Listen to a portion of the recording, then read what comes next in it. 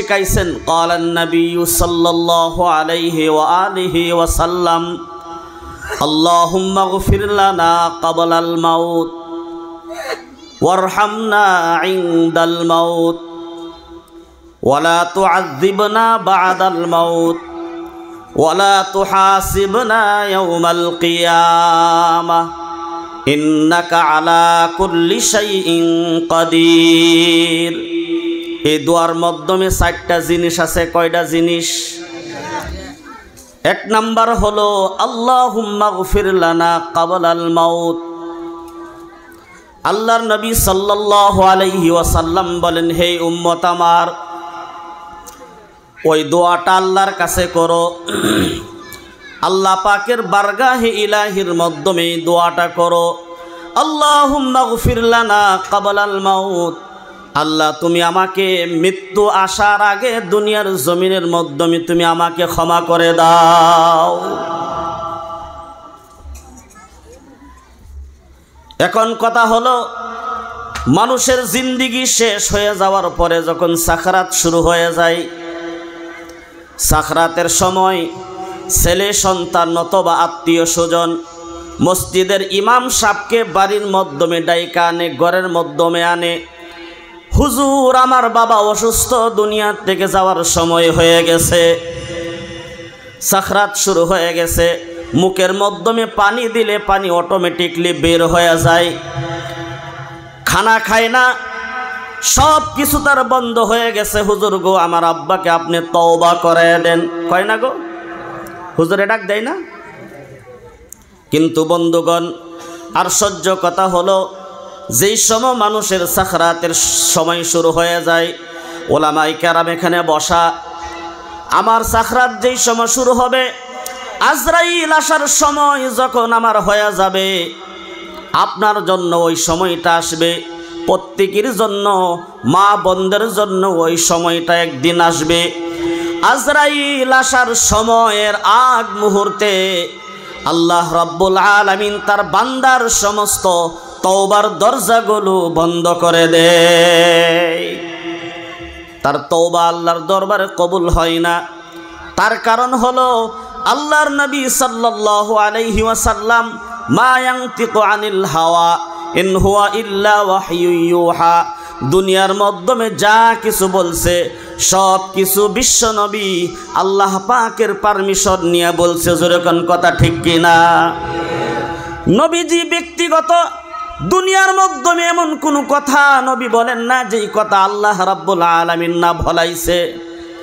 আল্লাহর নবী সাল্লাল্লাহু আলাইহি ওয়াসাল্লাম বলেন, বান্দা তওবা করো মৌতের আগে, মৃত্যুর যন্ত্রণা শুরু হওয়ার আগে, হসপিটালে অ্যাডমিট হওয়ার আগে, বিছানায় শুয়ে যাওয়ার মৃত্যুর আশা করার আগে আমার কাছে তওবা করো। তার কারণ হলো, আমি যুবক থাকতে, যৌবন থাকতে যা কিছু আকাম কুকাম করেছি, এখন যদি আমি আল্লাহর কাছে তওবা করি, আল্লাহ আমার মৃত্যুর সময় হয়ে গেছে, দুনিয়ার মাধ্যমে আমি টাকা চুরি করেছি, ডাকু ছিলাম, ধন সম্পদ মানুষের লুইটা মাইরা আমি ভক্ষণ করেছি, আল্লাহ আমি অনেক অন্যায় করেছি, আমি চুরি করেছি, আমি মদ খাইছি, আল্লাহ যা কিছু গুনাহ আমার দ্বারা হয়েছে, মাবুদ গো তুমি আমাকে ক্ষমা করে দাও, আমার তওবার দরজা এখন তুমি খুলে দাও। আল্লাহ আল্লাহ বলেন, বান্দা যেই সময় তওবা করার তোমার সময়, সুযোগ সুবিধা আমি আল্লাহ পাকের পক্ষ থেকে তোমাকে দিয়েছিলাম, তুমি ওই সময় মুস্তান্ডা হয়ে জমিনের মাধ্যমে তুমি একজন ডাকু হিসাবে, একজন দাপত্য লিডার হিসাবে তুমি দুনিয়ার জমিনের মধ্যে ঘোরাফেরা করছো। সুতরাং তোমার তওবার দরজাগুলো বন্ধ হয়ে গেছে, আমি তোকে এখন গুনাহ করার পারমিশন দিয়ে দিলাম। যে মানুষটা হসপিটালের মধ্যে অ্যাডমিট হওয়া, এই মানুষটা কোনোদিন চুরি করবার সুযোগ আছে ভাই? বিছনার মধ্যে পড়া, মদ খাওয়ার আরও সুযোগ আছে? নাই। তার কারণ তার হায়াতে জিন্দিগি শেষ হয়ে যাইতেছে। এই সময় হুজুরে ডাকে আনছে, হুজুর আমার আব্বাকে তওবা করাই। আল্লাহ কয়, এই সময়ের তওবা আল্লাহর কাছে গ্রহণযোগ্য নয়। আল্লাহ পাক আমাদের সবাইকে মৃত্যুর আগে যুবককালে তওবা করার সুযোগ সুবিধা দেখ। সকলে বলুন আমিন। বন্ধুগণ, যারা যুবক বসে তওবা করে, আমরা যারা দাড়িগুলা পাইকা সাদা হয়ে গেছে, মাথার চুলগুলা পাইকা সাদা হয়ে গেছে, আল্লাহ পাক মুরব্বীদেরকে অনেক পছন্দ করেন, মোহাব্বত করেন, কিন্তু মুরব্বীকালে যখন তওবা করে আল্লাহ বলেন যা তোর তওবা কবুল করলাম, যদি আল্লাহ কবুল করে। কিন্তু যুবকের তওবার অনেক পাওয়ার। যুবক ভাই যখন আল্লাহর কাছে তওবা করে, আল্লাহর নবী সাল্লাল্লাহু আলাইহি ওয়াসাল্লাম বলেন আত্তাইবু মিনাজ যামবি কামাল্লা যামবা লাহু, যে ব্যক্তি যৌবনকালে তওবা করে সে এমন হয়ে যায় যেমন এক্ষুনি মার গর্ভ থেকে দুনিয়ার মাধ্যমে সৃষ্টি হয়েছে। সুবহানাল্লাহ। শুধু তাই নয়, যুবকদের যারা যুবক মানুষ তাদেরকে আমি, কারণ এই সভাটা আয়োজন করার মাধ্যমে 1 নম্বর ভূমিকা পালন করেছে যুবক ভাই দ্বারা, ঠিক না গো? যুবক ভাই যদি আল্লাহর কাছে তওবা করে, আল্লাহ পাক বলেন তোর তওবা আমি কবুল করেছি। এরপরেও আমি যুবকদের তোকে কত সুন্দর উপহার আমি দিয়ে দিলাম। একজন যুবক ব্যক্তি যখন আল্লাহর কাছে তওবা করে, আল্লাহ আমি যুবক মানুষ, আমার অনেক সময় অনেক গুনাহ হয়ে যায়, আল্লাহ আমি অনেক অন্যায় করেছি, অনেক আকাম কুকাম আমার দ্বারা হয়েছে, আল্লাহ আমার মুখের দ্বারা গালি বের হয়েছে, আল্লাহ আমি মানুষকে অনেক লাঞ্ছিত বঞ্চিত করেছি, আল্লাহ আমি সময় পাইছি, আমি বুইজা ফালাইছি, দুনিয়ার থেকে যাওয়াই লাগবে। ওয়ালিকুল্লি উম্মাতিন আজাল, ইযা জাআ আজালুহুম লা ইস্তাখিরুনা সাআতাও ওয়া লা ইস্তাকদিমুন। আল্লাহ আমি বুঝা ফেলাইছি মৃত্যুর সময় নির্ধারিত নয়, প্রত্যেকের জন্য আল্লাহ পাক কে কোন সময় দুনিয়ার থেকে বিদায় হয়ে যাবে কেউ জানে না এই খবরটা। আল্লাহ আমি যুবক মানুষ, তোমার দরবারে আমি আল্লাহ তওবা করলাম, আল্লাহ আমি আমার তওবাকে তুমি কবুল করো। আল্লাহ বলেন তোর তওবা কবুল করেছি। তারপরে আল্লাহ পাক বলেন যুবক যদি তওবা করে, আল্লাহ পাক যুবকের তওবা কবুল করে মাশরিক থেকে মাগরিব পর্যন্ত, অথবা আমরা বুঝি পশ্চিম থেকে পূব থেকে পশ্চিম পর্যন্ত, আল্লাহ পাক বলেন এর এরিয়ার মাধ্যমে, অর্থাৎ সারা বিশ্বর মাধ্যমে যতগুলো কবরস্থানের মাধ্যমে মুসলমান মানুষ রয়েছে, আল্লাহ পাক একজন যুবকের তওবার বরকতে আল্লাহ পাক গোটা মুসলিম জাতির কবরস্থানের আযাবকে 40 দিনের জন্য কমায়া দেয়। জোরে বলুন সুবহানাল্লাহ। 40 দিনের কবরের আযাব তার জন্য বন্ধ হয়ে যায় একজন যুবক যখন আল্লাহর কাছে তওবা করে। বন্ধুগণ, সেই জন্য বিশ্ব নবী বলেন তোমাদেরকে আমি 4টা হাতিয়ার দিলাম। 1 নম্বর হলো আল্লাহুম্মা গফির লানা ক্বাবলাল মাউত, আল্লাহর কাছে তওবা করো, গুনাহের মাপ চাও, আল্লাহ আমার মৃত্যুর সময় আসার আগে আল্লাহ আপনি আমাকে ক্ষমা করে দেন। 2 নম্বর বিষয় হলো ওয়ারহামনা ইনদাল মাউত, মৃত্যুর সময় যেই সময় আজরাইল আমার জানটাকে কবজ করে, ওই সময় আল্লাহ পাক আমার সাথে আপনি রহম করিয়েন, দোয়া করেন। তার কারণ হলো মৃত্যুর যন্ত্রণা এমন ভয়ঙ্কর, মৃত্যুর যন্ত্রণা বন্ধুগণ, বিশ্ব নবী দুনিয়ার থেকে যাওয়ার আগ মুহূর্তে যখন সাকরাতের সময় শুরু হয়ে গেছে, নবীর সম্মুখে একটা প্লেট রাখা। বন্ধুগণ, প্লেট বুঝেন কি? কাটোরা, বাটি, এই যে সালন তরকারি দেয় যায়, বুঝেন না? কথাগুলো খুব সুন্দর করে বুঝতে হবে, তাহলে আমলের দৃষ্টিতে আল্লাহ পাক সবের বোঝার তৌফিক দান করুন। বন্ধুগণ, এই যে আমরা শান্তি তালাশ করি, শান্তি খুঁজে পাই না, তার কারণ কি? আমরা মুসলমান হওয়ার পরে আমাদেরকে জালিমের জুলুম অত্যাচার আমাদেরকে সইতে হয়। মানুষ সরকারি জমিনের মাধ্যমে সুন্দর করে একটা বাসা বানায়, আবার সরকার তা পুলিশ দিয়া পিটায় আবার জায়গাটাকে খালি করে দেয় না, উচ্ছেদ করে দে, বলেন জমিনটা তোমাদের না, জমিনটা সরকারি। আল্লাহ পাক বলেন জমিনের সবচেয়ে বড় অধিকারী ওই ব্যক্তি যে জমিনটাকে 24 ঘন্টার মাধ্যমে 5 বার আল্লাহকে সেজদা দেয়। জমিনের মাধ্যমে যে আল্লাহর কুদরতি পায়ের মাধ্যমে 5 বার সেজদা দেয়। বন্ধুগণ, জমিনের হকদার সবচেয়ে বেশি ওই ব্যক্তি। আবার আমরা দুনিয়ার থেকে বিদায় হয়ে গেলে আবার ওই জমিনের মাধ্যমে আমাদেরকে রেখে দেয় না গো।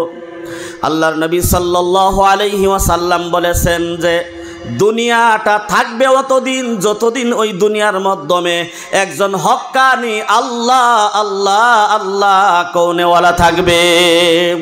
যেদিন আল্লাহর নাম লওয়া মানুষ, আল্লাহকে অনুসরণ করা ব্যক্তি, আল্লাহর জিকির করনেওয়ালা ব্যক্তি যেই দিন দুনিয়ার মাধ্যমে থাকবে না, আল্লাহ পাক এই দুনিয়াটাও ধ্বংস করে ফেলবে, দুনিয়াটাও আস্ত রাখবে না। তাহলে বোঝা গেল আমরা মুসলমান, আমরা আছি তো এই দুনিয়া আছে, যেই দিন আমরা থাকবো না এই দিন আল্লাহ পাক দুনিয়াটাওকে রাখবে না। আল্লাহ পাক বলেন জমিনের পাওয়ার, জমিনের হক্কানি, জমিনের হকদার সবচেয়ে বেশি ওই ব্যক্তি যে ব্যক্তি মুসলমান হওয়ার পর আমাকে 24 ঘন্টার মাধ্যমে 5 ওয়াক্ত নামাজের মাধ্যমে আমাকে সেজদা দেয়। কিন্তু আমরা নামাজ পড়ি, বিষয়টা হলো আমরা নামাজ পড়ি, আল্লাহকে দোয়া করি, এরপরে আমাদের জালিম জুলুমের অত্যাচার কেন সইতে হয় বন্ধুগণ? তার কারণ হলো একটা দৃশ্য মনে রাখবেন। এক বেড়ার দোহানের মধ্যে গালামালের দোহান, চিনেন না গালামালের দোহান? গালামালের দোহানে একটা কর্মচারী রাখছে, কর্মচারীর নাম হইছে ইসলাম। নাম কি গো? ইসলাম। মুসলমানদের নাম তো এমনই হয়, খায়রুল ইসলাম, আব্দুর রহমান, আব্দুল আউয়াল, আব্দুল্লাহ, এইগুলো নাম তো মুসলমানদের না গো। তখন এই ব্যবসায়ী ভাই, দোকানি ভাইয়ের একজন মেয়ে আছিল, তার নাম আছিল শান্তি। যুবক মানুষ এই ইসলাম কর্মচারী তার দোকানের মধ্যে থাইকা কিছুদিন পর এই শান্তির লগে মহব্বত হয়ে গেছে। হয়তো এটা শরমের কোনো কথা আছে গো? এটা হইতাছে দুনিয়ার মধ্যে, অহরহর হইতাছে। সেই কারণে যুবক সাবধান। তার কারণ হইছে যেই যুবক যৌবনটাকে দুনিয়ার মাধ্যমে আদান প্রদান করে বিক্রি করে দেয়, আল্লাহ পাক এই যুবকের থেকে আল্লাহ পাকের রহমতের দৃষ্টি সরে যায়। নাউজুবিল্লাহ। আল্লাহর আমানত যেই যুবক অথবা যুবতীকে আল্লাহ পাক যৌবন দিয়েছে, এটা আল্লাহ পাক তাকে আমানত দিয়েছে। আমানতের খিয়ানত যারা করবে কিয়ামতের দিন আল্লাহ পাক তাকে ধরবে, জিজ্ঞাসা করবে। আল্লাহ সকলকে বোঝার জন্য তৌফিক দান করুক। এই ইসলামের সম্পর্ক হয়েছে এই দোকানদার মেয়ের শান্তির সাথে। দোকানের মালিক গম পাইছে, টের পাওয়ার পর ইসলামকে এমন পিটাই করছে, তুমি কেন এই বদনামি করলা? কেন আমার মেয়ের সাথে তুমি মোহাব্বতের কানেকশন লাগাইলা? কেন আমাকে বদনামি বানাইলা? আমার মুখে কেন তুমি কালি দিলা? ইসলামকে খুব পিটাই করে দোকান থেকে বের করে দিছে। তোমার আমার দোকানের মাধ্যমে আর সুযোগ সুবিধা নাই। ইসলাম দুইটা চোখের পানি ছেড়ে ছেড়ে মালিকের কাছে কাঁদতেছে, মালিক সাহেব আমার মা একজন বৃদ্ধা মানুষ, আমার আব্বা একজন বৃদ্ধ মানুষ, দাড়ি পাকা মুরব্বী, বাবার চুলগুলো পাইকা গেছে, লাল সাদা হয়ে গেছে। আমার আব্বা বৃদ্ধ মানুষ, কাজকর্ম করতে পারে না। মালিক আপনি যদি আমাকে দোকান থেকে বের করে দেন তাহলে আমার মা বাপ না খেয়ে মরবে, দুঃখে দুঃখে মরবে। আপনার দোকানের মাধ্যমে আমি কর্ম করি, কিছু টাকা আপনি দেন, এ থেকে আমি বাড়ি মা বাবার চিকিৎসার পয়সা দেই, মা বাবার ঘরের মাধ্যমে খান খোরাক দেই। দুইটা চোখের পানি সাইরা সাইরা ইসলাম কানতেছে, কিন্তু দোকানদার ইসলামের কোনো কথাই শোনে না। তার কারণ হলো তার মেয়ের সাথে যে অবৈধ সম্পর্ক করেছে, যেই কানেকশন লাগাইছে, মোহাব্বতের বাজারে আগুন লাগাইছে। দোকানের মালিকের সহ্য হয় নাই, ইসলামের কোনো কথা এই মালিক শুনতে রাজি নাই। ইসলাম চোখের পানি ছেড়ে ছেড়ে দোকান থেকে বের হয়ে গেছে। বন্ধুগণ, কিছুদিন যাওয়ার পর শান্তি আবার ইসলামের সাথে দেখা হয়ে গেল। মোহাব্বত লাগাইছে তো শান্তি কইতেছে ইসলাম আর থা যাইব না, এই গাঁও আর থাহন যাইতো না। এই গাঁও থেকে যাও আমরা দুইজন পলায় আগে বিবাহ করি, করে না যুবকরা? মা বাবার অনুমতি ছাড়া বিবাহ করে না গো। তখন ইসলাম আর শান্তি গেল পলায়া। তখন মাহাজন দোহানের মালিক বাড়িতে গিয়া দিয়ে শান্তি নাই। হাই মানে সমাজের মাধ্যমে এক হতাশা শুরু করে দিছে, শান্তি গেল কোথায়? আরে শান্তি কই গেছে? শান্তির মারে খুব পিড়াইছে, আমার শান্তি কই গেছে। দোকানের মধ্যে আয়া যখন ব্যস্ততা হয়ে বসে রয়েছে চেয়ারের মধ্যে, মানুষে আইসা জিগাইতেছে, ভাই আপনি এত ব্যস্ত কেন? আমার শান্তি কোথায় গেছে? আমার শান্তিকে তালাশ করে পাই না, আমার শান্তিরে পাইতাছি না, তার জন্য ব্যস্ততা। মানুষে জিগাইল, ভাই তোমার দহনে যে একজন কর্মচারী আছিল ইসলাম কই গেছে? কই ইসলাম রে তো আমি মাইরা ফিডায় দোহানতে খেদায় দিছি। কই ইসলাম রে পিডাই কইরা মাইরা ধুইরা দোকানতে খেদায় দিছ, ইসলাম রে দোকান থেকে বের করে শান্তি তালাশ করো। ইসলাম আছে যেখানে শান্তিও আছে সেখানে। আমরার দশা তো নামাজ পড়ি, রোজা রাখি, মুরব্বীদের খেদমত মোটামুটি করতেই আছি, বাবাকে মোহাব্বত করি, আম্মাকে মোহাব্বত করি, তারপরেও কেন শান্তি তালাশ করি না? তার কারণটা হলো ইসলাম হলো মানুষের জীবন ব্যবস্থা। যেই জীবন ব্যবস্থার মাধ্যমে মাথায় থাকা লাগে টুপি সুন্নত, মুখে থাকা লাগে দাড়ি। পাকা মুরব্বী যারা, যুবক ভাই যারা, ইসলামের মাধ্যমে নবীর সুন্নত হলো একটা দাড়ি, মাথার মাধ্যমে টুপি, পাঞ্জাবি পায়জামা। বন্ধুগণ, ইসলামের দাওয়াত দেওয়া, মানুষকে দিনের পথে আহ্বান করা, আল্লাহ পাকের দিকে মানুষকে বোলাওয়া, মাদউ করা, এইগুলা বস্তু সব কিছু ছাইরা যখন আমরা মুসলমান হইয়া নামাজ পড়ি না, আল্লাহকে সাজদা দেই না, আল্লাহকে অনুসরণ করি না, এরপরে আমরা কই আমরা একজন মুসলমান। আল্লাহ বলছে জমিনটা হলো তোমাদের জন্যে, কিন্তু জমিন থেকে আমাদেরকে তাড়ায় দেয়। তার কারণ কি? আমরা শান্তি পাই না কেন? আমরা শান্তি পাই না কেন? আমাদের চেহারার দিকে লক্ষ্য করলে ইসলাম বুঝাই যায় না, মাথার দিকে তাকাইলে বোঝা যায় না একজন মুসলমান। আমার বন্ধুগণ, ইসলামের সম্পর্ক সব কিছু বাদ দিয়া যখন আমরা শান্তি তালাশ করি, সেই কারণে ইসলামও আমাদের ভিতরে নাই, শান্তিও আমাদের কাছে আসে না। জোরে কোন কথা ঠিক কিনা? যেই দিন আমরা মুসলমান হিসাবে ইসলাম গ্রহণ করেছি, আমরা একজন মুসলমান নবীর উম্মত, আল্লাহ পাকের মাহবুব বান্দা হিসাবে আমরা লিখিত দিতে পারবো, বন্ধুগণ আমি আল্লাহর বান্দা, আমার দ্বারা কোনো অন্যায় হবে না, আমার দ্বারা কোনো অন্যায় হবে না, আমার দ্বারা মুখের দ্বারা গালি বের হবে না, আমার দ্বারা সমাজের মানুষ কোনোদিন কষ্ট পাবে না। নবীওয়ালা কাজ যখন ভিতরের মাধ্যমে রাইখা নবীর দাওয়াতের কাম যখন আমরা আম করব, বন্ধুগণ যেই সময় নবীর কাজ ইসলাম জীবন ব্যবস্থাকে আমরা আম করে দিব, এই সময়টাকে প্রত্যেকের গাঁয়ে গাঁয়ে সোসাইটির মাধ্যমে, শহরে শহরে, ডিস্ট্রিক্টে ডিস্ট্রিক্টে আল্লাহ পাকের রহমত বৃষ্টির মতো বর্ষিত হতে থাকবে। বলুন সুবহানাল্লাহ, নারে তাকবীর। বলতেছিলাম 2 নাম্বার, ওয়ারহামনা ইনদাল মাউত, মৃত্যুর যন্ত্রণা অনেক ভয়ঙ্কর।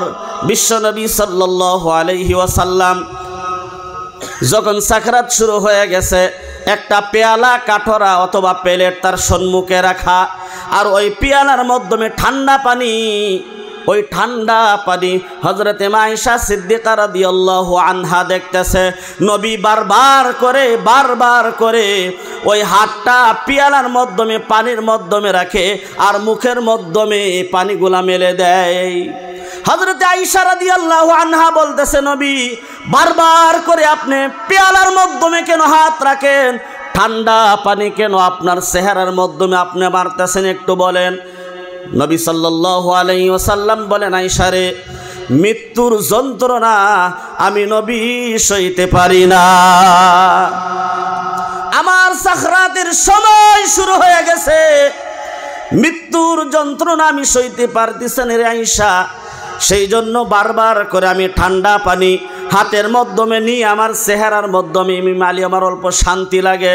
আয়েশা রে, মৃত্যুর যন্ত্রণা অনেক কষ্ট আমি সহ্য করতে পারতেছি না।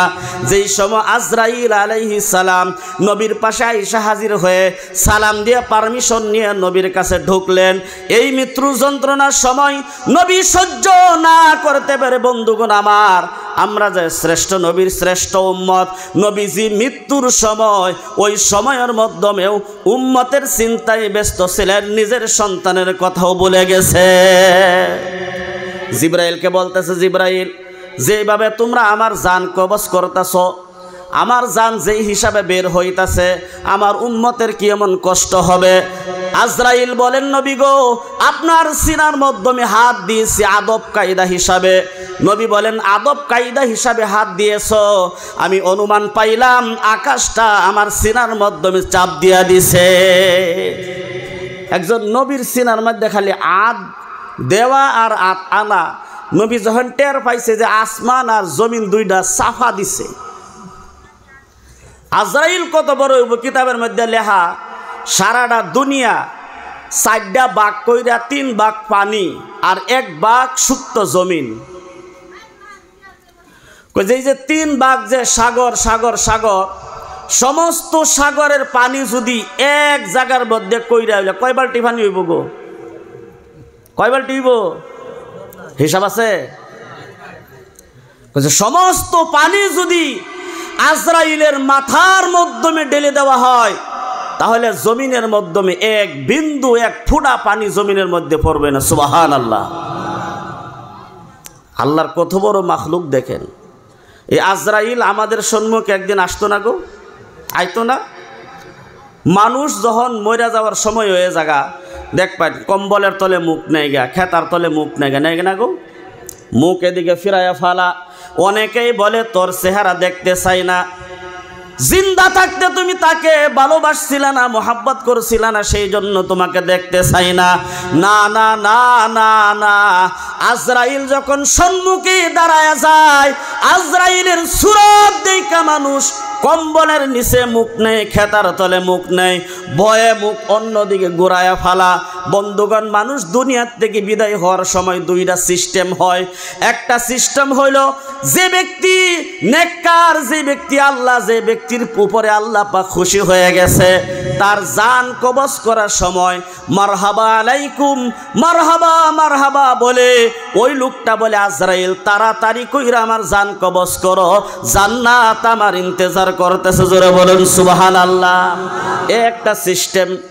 2 নাম্বার সিস্টেম হলো যে ব্যক্তি আল্লাহকে মানছে না, নামাজ পড়ছে না, রোজা রাখছে না, যে ব্যক্তি নাফরমানি করেছে, বন্ধুগণ অন্যায় কাজ করেছে, ওই ব্যক্তির সম্মুখে আজরাইলের সুরতটা অনেক ভয়ঙ্কর হয়ে যায়।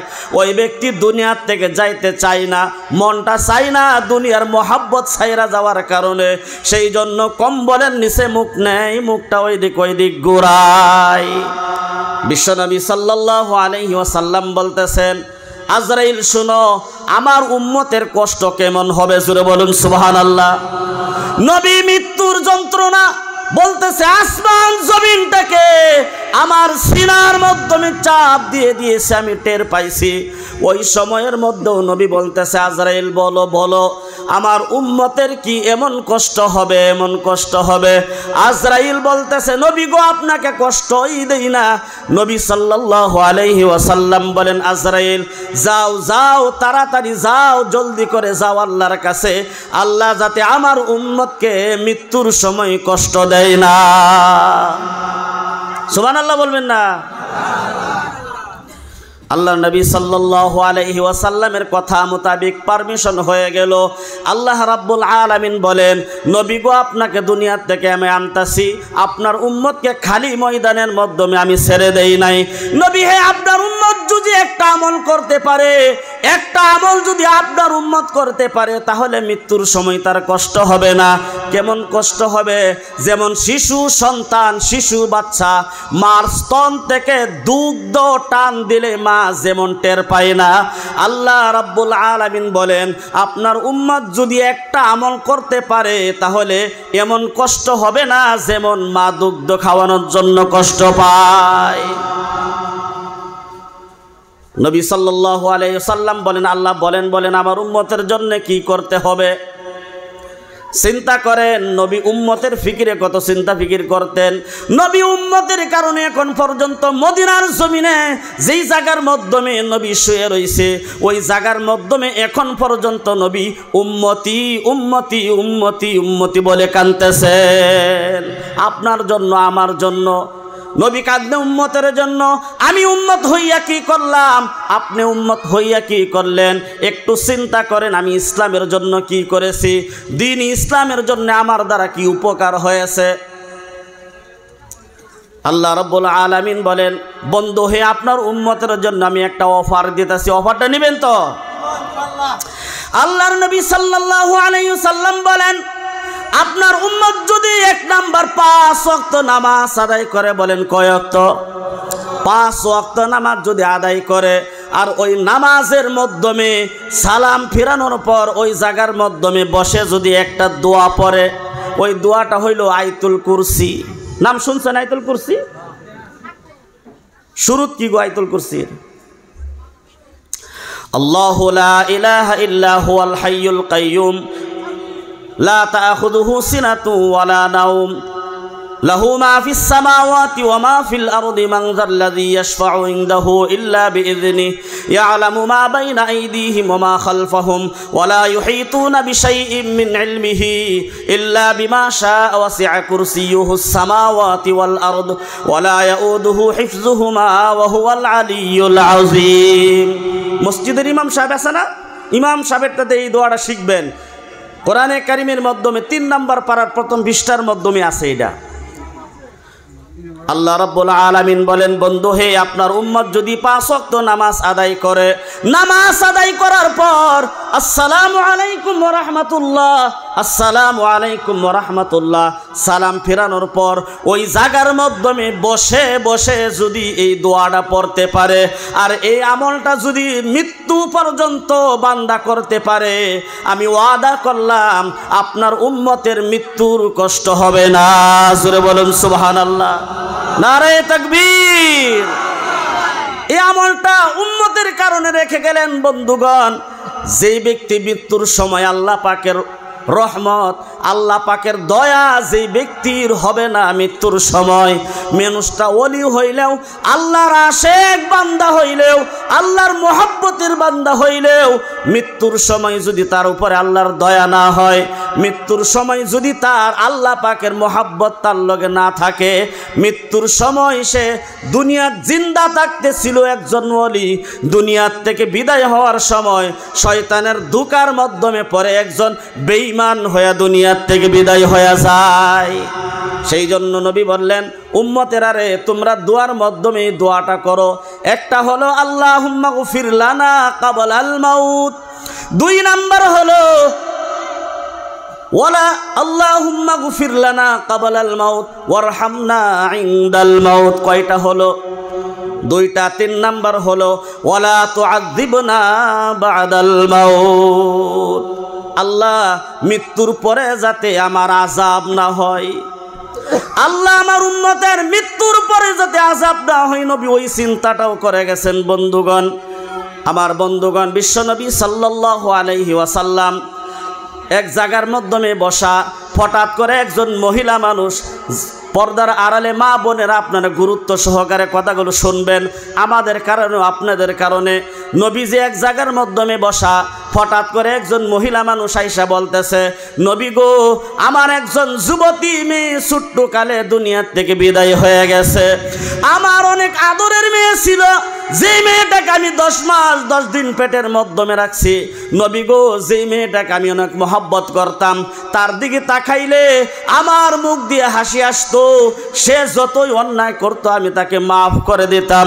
নবী গো আমার মেয়ের দিকে তাকাইলে আমার যত দুঃখ থাকতো আমার অন্তরের মাধ্যমে ভালো লাগা হইতো, আমার কোনো দুঃখই থাকতো না। নবী গো আমার মেয়েটা ছোট্ট কালে দুনিয়ার থেকে বিদায় হয়ে গেছে, নবী গো 12টা বৎসর হয়ে গেছে, আজও পর্যন্ত আমার মেয়েটাকে আমি একদিনের জন্যও স্বপ্নের যুগে দেখতে পাইছি না। নবী বলেন, আমার মেয়েটাকে আমি কেমনে করে স্বপ্নের যুগে দেখব? এবার বলুন, আমরা যারা প্যান্ডেলের নিচে বসা, আমাদের কাদের কাদের মা বাবা দুনিয়ার থেকে বিদায় হয়ে গেছে, আতাঙ্গাই তল্প, তাদের জন্য ওই আমলটা দিব আমি। মা বাপ দুনিয়ার থেকে বিদায় হয়ে গেছে, মা কত কষ্ট করেছে সন্তানের জন্যে, বাবা কত কষ্ট করেছে সন্তানের জন্যে, ওই মা তার মেয়েকে দেখার জন্য নবীর কাছে বলতেছে, নবী গো একটু আমল শিখায় দেন, একটু আমল শিখায় দেন, যাতে আমার মেয়ের চেহারাটা আমি একবার স্বপ্নের যুগে দেখতে পাই। নবী বলেন, বোন গো তুমি পারবা, আমি একটা আমল তোমাকে বলবো। মহিলাটা বলতেছে, নবী গো তাড়াতাড়ি বলেন, 12টা বছর হয়ে গেছে, আমি এখনো আমার মেয়ের কারণে দুঃখে দুঃখে আমি কান্দি। রাত্রের বেলা যখন ঘুমাইতে যাই, ডান দিক দিকে আমার মেয়ে শুয়ে থাকতো, আমি যখন ডান দিক দিকে তাকাই, যখন দেখি মেয়ে বিছানার মাধ্যমে নাই, সারাটা রাত আমি মার ঘুমাইতে পারি না, মার ঘুম হয় না। আমার মেয়ের কথা মনে পড়ে গেছে। এবার চিন্তা করেন, একটা মার ভিতরে আল্লাহ পাক কতটুকু মহব্বত দিয়েছে। 12 বছর হয়েছে মা সন্তান হারাইছে, এখনো যদি মা বিছনার মাধ্যমে সন্তানের দিকে তাকায়, মার সারা রাত ঘুম হয় না, মা চোখ দিয়ে কেঁদে কেঁদে কান্দে। বাবা বাম দিক দিকে শুয়ে থাকে। বারবার করে স্বামী বলেন, তুমি কেন কান্দো? আজকে 12টা বছর হয়ে গেছে, আজকে 12টা বছর হয়ে গেছে, তুমি কেন কান্দো?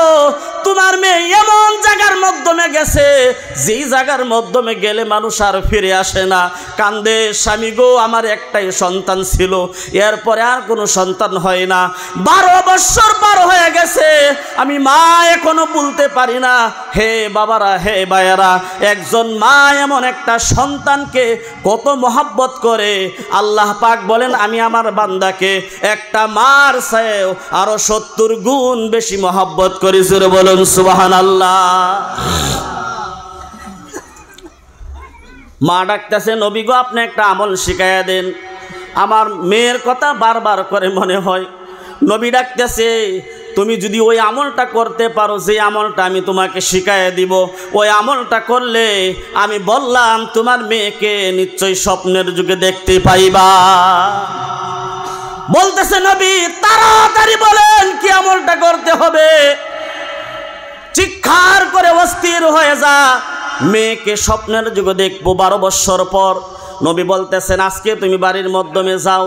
বাড়ির মাধ্যমে যাওয়ার পর বৃহস্পতিবার দিন রাত, বৃহস্পতিবার দিন গিয়া রাত জুমার দিন যখন সামনে আসে, ওই বৃহস্পতিবার দিন রাত্রে বেলা ঘরের মাধ্যমে ওযু করে তুমি মুসল্লাটা বিছাইবা। মুসল্লা বিছাইয়া 4 রাকাত নফল নামাজ আদায় করবা। কয় রাকাত? 4 রাকাত নফল নামাজ আদায় করবা। প্রথম রাকাতের মাধ্যমে আলহামদুলিল্লাহি রাব্বিল আলামিন আর রহমানির রহিম মালিকি ইয়াউমিদ্দিন ইয়্যাকা না'বুদু ওয়া ইয়্যাকা নাস্তাঈন ইহদিনাস সিরাতাল মুস্তাকিম সিরাতাল্লাযীনা আন'আমতা আলাইহিম গায়রিল মাগদুবি আলাইহিম ওয়ালাদ-দাল্লিন। এটা হলো সূরাতুল ফাতিহা। কি সূরা গো? সূরা ফাতিহার একটা ফজিলত আপনাদেরকে বলি। কোন ব্যক্তি যদি সূরাতুল ফাতিহা 7 বার তিলাওয়াত করে, নিজের আত্মীয় স্বজন অথবা নিজেকে অথবা নিজের সন্তানকে যদি বেমারগ্রস্তর সময় যদি শরীরের মাধ্যমে বেমার, সূরাতুল ফাতিহা 7 বার তিলাওয়াত করে যদি তাকে ফু দেয় অল্প, আল্লাহ রাব্বুল আলামিন বলেন আমি 50% বেমার থেকে তাকে শিফা করে দেই। জোরে বলুন সুবহানাল্লাহ। আধা বেমার ভালো হয়ে যায়। আল্লাহর নবী সাল্লাল্লাহু আলাইহি ওয়াসাল্লাম বলেন, সূরাতুল ফাতিহা পড়ার পর আরেকটা সূরা তেলাওয়াত করবা, ওয়াশ-শামসি ওয়া দুহাহা ওয়াল কামারি ইযা তালাহা। এইভাবে 1 রাকাত নামাজ তুমি কমপ্লিট করবা। কয় রাকাত নামাজ? 4 রাকাত নফল নামাজের মাধ্যমে প্রথম রাকাত, 1 রাকাত নামাজের মাধ্যমে আলহামদু শরীফ পড়ার পর ওয়াশ-শামসি ওয়া দুহাহা এই সূরাটা তেলাওয়াত করার পর তুমি রুকু করবা। এরপর 2 খানা সেজদা করবা। আবার 2 খানা সেজদা করার পর আবার তুমি দাঁড়ায়া যাইবা। আবার দাঁড়ানোর পর সূরাতুল ফাতিহা আবার পড়ার পর তুমি ওই নামাজের মাধ্যমে ওয়াল্লাইলি ইযা ইয়াগশা ওয়ান নাহারি ইযা তাজাল্লা, ওই সূরা 30 নম্বর পারার মাধ্যমে 4টা সূরার ফজিলত আল্লাহর নবী সাল্লাল্লাহু আলাইহি ওয়াসাল্লাম বলেন। হে মা, মহিলা মা, এই যে হুজুর অল্প আগে বয়ান করেছিলেন নবী কেন মার মোহাব্বত করতেন, মার জন্য কাঁদতেন, তার কারণ হলো নবীর বয়স যখন 6 বছর ছিল, নবীর মা দুনিয়া থেকে বিদায় হয়ে গেছে।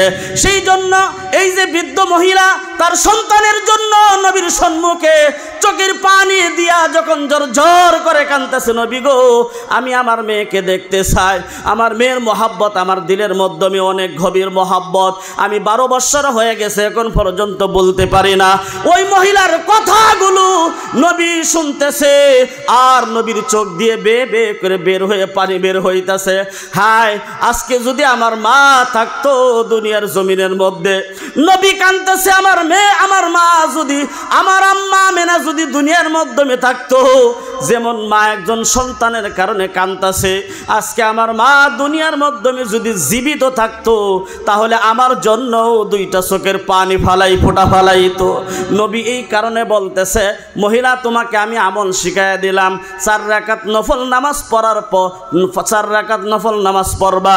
প্রথম রাকাতের মাধ্যমে সূরাতুল ফাতিহা পড়ার পর ওয়াশ-শামসি ওয়া দুহাহা, 2 নম্বর রাকাতের মাধ্যমে আলহামদু শরীফ পড়ার পর ওয়াল-লাইলি ইযা ইয়াগশা ওয়ান-নাহারি ইযা তাজাল্লা, এইভাবে 2 রাকাত নামাজ তুমি কমপ্লিট করবা। তৃতীয় রাকাতের মাধ্যমে আলহামদু শরীফ পড়ার পর ওয়াদ-দুহা ওয়াল-লাইলি ইযা সাজা মা ওয়াদ্দাআকা রাব্বুকা ওয়া মা কালা, এই সূরাটা তিলাওয়াত করবা। বলেন কয় রাকাত নামাজ হলো? কয় রাকাত নামাজ হলো? 3 রাকাত নামাজ হয়ে গেল। লাস্ট 4 রাকাত নামাজ, 4 রাকাত নামাজের মাধ্যমে সর্বশেষের রাকাতের মাধ্যমে আলহামদু শরীফ পড়ার পর তুমি আলাম নাশরাহ লাকা সাদরাক ওয়া ওয়াদানা আনকা বিজরাক, এই 4টা সূরা দিয়া 4 রাকাত নফল নামাজ আদায় করার পর তুমি বিছানার মাধ্যমে দুরূদ শরীফ পড়তে পড়তে ঘুমায়া পড়বা।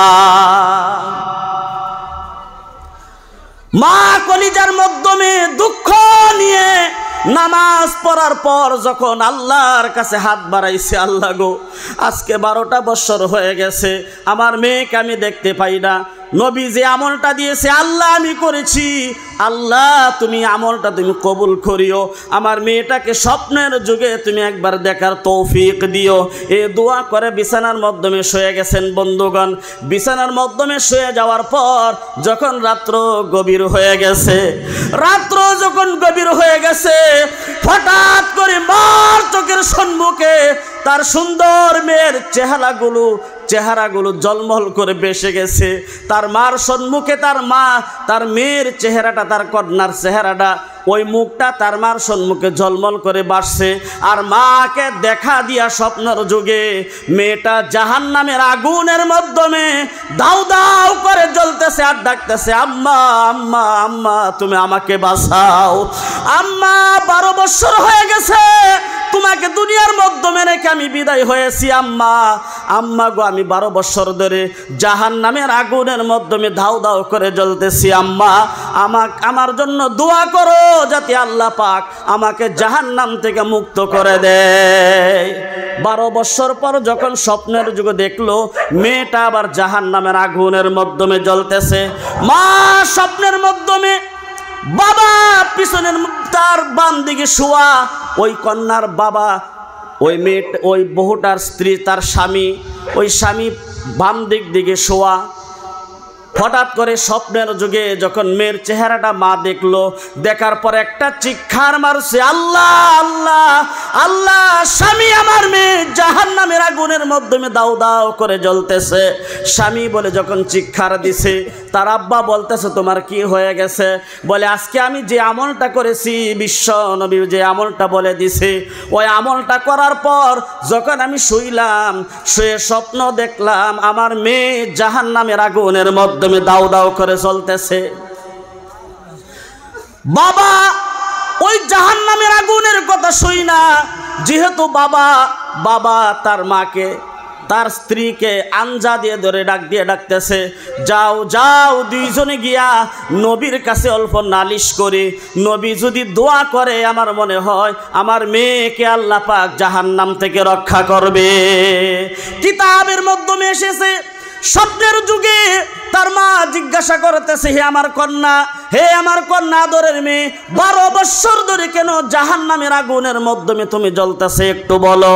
বলতেছে আপনার আমি আদরের কন্যা ছিলাম, আমি যেইভাবেই চলছে আপনি কিন্তু মানা করছেন না, আল্লাহর নবী সাল্লাল্লাহু আলাইহি ওয়াসাল্লাম হাদিসের মাধ্যমে বলছে, যে মহিলা মাথার মাধ্যমে কাপড় রাখে না, কাপড় মাথা হলো ঢাইকা রাখা হলো ফরজ, যেই ফরজ যেই মহিলা উলঙ্গ করলো, যেই মহিলা মাথার মাধ্যমে কাপড় রাখে না, আল্লাহ রাব্বুল আলামিন কিয়ামতের দিন তার মাথার চুলগুলা আল্লাহ পাক সাপে পরিণত করে দেবে। সূরা বলুন নাউজুবিল্লাহ। মাথার কেশগুলো, লম্বা লম্বা চুলগুলো যেই মহিলা গায়ের মাধ্যমে দেখায় ঘোরায়, পর্দা নেই না, কাপড় মাথার মাধ্যমে নেই না, কিয়ামতের দিন তার মাথার চুলগুলা, মাথার কেশগুলা সাপ হইয়া কিয়ামতের দিন তাকে ধ্বংস করা শুরু করবে। এক নাম্বার বলতেছে, আমি মাথার মাধ্যমে কাপড় না নেওয়ার কারণে এই আযাবটা জাহান্নামের আগুনের মাধ্যমে। এমনিই তো জাহান্নামী, আবার ফেরেশতারা জাহান্নামের আগুনকে একত্রিত করে জমা করে একটা টুপলা বানায়া একটা হান্ডির মাধ্যমে নিয়া জাহান্নামের আগুনগুলা ওই মেয়েটার মাথার মাধ্যমে যখন ঢেলে দেয়, মেয়েটা হাউমাউ করে কান্দে, আম্মা আম্মা আমার জন্য দোয়া করো, আম্মা নবীর কাছে নালিশ করো, নবীর যুগে তুমি আসো, নবীর যুগে তুমি আসো, আমার জন্য দোয়া করো, হাউমাউ করে কান্দে। এক নম্বর হলো জাহান্নামের আগুন থেকে ওই হান্ডির মাধ্যমে আগুন নিয়ে তার মাথার মাধ্যমে দেওয়ার কারণ হলো সে মাথার মাধ্যমে কাপড় না নেওয়ার কারণে। দুই নাম্বার হলো আর একটা আযাব জাহান্নামের মাধ্যমে দেখতেছি, ফেরেশতারা আগুনের টুবলা বানায়া কেন তোমার জিহ্বার মাধ্যমে রাইখা দেয়। কিরম বুঝুন, জিহ্বার মধ্যে যদি আগুনের কয়লা রাখাও তাহলে কিরম হইব ফায়দা। বিশ্বনবী সাল্লাল্লাহু আলাইহি ওয়াসাল্লাম হাদিসের মধ্যে বলেছেন, কবি বলেছেন, কবির মাধ্যমে তার কবিতার মাধ্যমে বলেছেন, মরণ থেকে যতই পালাও মরণ তোমায় লইবে গিরি, যদিও সুদূর আকাশ পানে লুকাও সেটাই লাগিয়ে সিঁড়ি। ওই রোগের কোনো ঔষধ নাই, নাই কোনো চিকিৎসক জগতে, খুঁজিয়া কাতর হইলে কি হবে, পারিবে না তুমি তাকে ফিরাতে। দুনিয়ার মাধ্যমে মানুষ কোরআনকে অস্বীকার করে, আল্লাহ নাই সেই জন্য গায়রুল্লাহকে সাজদা দেয়, কোরআন কিতাব বইলা মানে না সেই জন্য অন্য কিতাবের মাধ্যমে মগ্ন হয়। দুনিয়ার মাধ্যমে সব কিছু অস্বীকার করতে পারে। হিন্দু ধর্মের মাধ্যমে যারা হিন্দু মানুষ আছে তাদেরকে যদি জিজ্ঞাসা করা হয়, বলো ভাই আল্লাহ আছে, বলে আল্লাহকে বিশ্বাস করে না, কোরআনকে বিশ্বাস করে না, মুসলমান ধর্মকে মানে না, ইসলামকে বিশ্বাস করে না। কিন্তু যদি হিন্দু মানুষটাকে বলা হয়, ভাই বলো মৃত্যু এটা বিশ্বাস হয় কি না, কেউ বলবে যে আমি মৃত্যুকে বিশ্বাস করি না, মরণকে বিশ্বাস করি না, এই কথা বলে কেউ? যে যেই ধর্মের মাধ্যমেই থাক না কেন মৃত্যুকে সবেই মাথা নত করে মেনে, কারণ মরণ আসবেই একদিন। জাহান্নামের আগুনের মাধ্যমে মেয়েটাকে আগুনের টুবলা বানায় তার জিহ্বার মাধ্যমে রেখে দেওয়ার তার কারণ হলো, মেয়েটাকে বলতেছে, হে মা বলো ফেরেশতারা কেন তোমাকে এই দ্বিতীয় নম্বর আযাবটা জাহান্নামের মাধ্যমে দিতেছে? মেয়েটা বলতেছে, আম্মা যেই মুখের মাধ্যমে আগুনের লোককা রেখে দেয়, আগুনের টুবলাগুলো মুখের মাধ্যমে জমা করে আমার জিহ্বার মাধ্যমে দিয়ে দেয়, তার কারণ হলো দুনিয়ার মাধ্যমে আমি অনেক মিথ্যা কথা বলতাম, আমি গীবত করতাম। গীবত অনেক বড় এক গুনাহ। আল্লাহর নবী বলেন, আল গীবাতু আশাদ্দু মিনাজ জিনা। যে ব্যক্তি গীবত করে, একজনের দোষ তার সম্মুখ থেকে তার আড়ালে অন্যর জন্য যার বর্ণনা করে, একজনের দোষটা তার সম্মুখে না অন্যর কাছে যে বর্ণনা করে তার নাম হলো গীবত। বলে আমার জুবান দিয়ে গীবত করেছিলাম, এই গীবত মিথ্যা কথা করার কারণে আল্লাহ পাক জাহান্নামের মাধ্যমে 2 নাম্বার আযাব আমাকে ওই জাহান্নামের আগুনগুলো টুবলা বানায় আমার মুখের জিহ্বার মাধ্যমে রেখে দেয়। 3 নাম্বার আবার আগুনের লুক্কাগুলো হাতের মাধ্যমে দেয়। মেয়েটাকে বলতেছে, হে মা তোমাকে জাহান্নামের মাধ্যমে, এই তো জাহান্নামের মাধ্যমে আগুন দাউ দাউ করে জ্বলতেছে।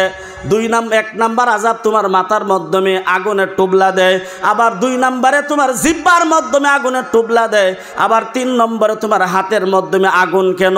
মেয়েটা বলতেছে, মা ওই হাতটি আমি যখন বস্তির মাধ্যমে ঘোরাফেরা করতাম এইখানে আমার খোলা থাকতো, মানুষে দেইকা বলতো মেয়েটা দেখার মধ্যে কত সুন্দরী।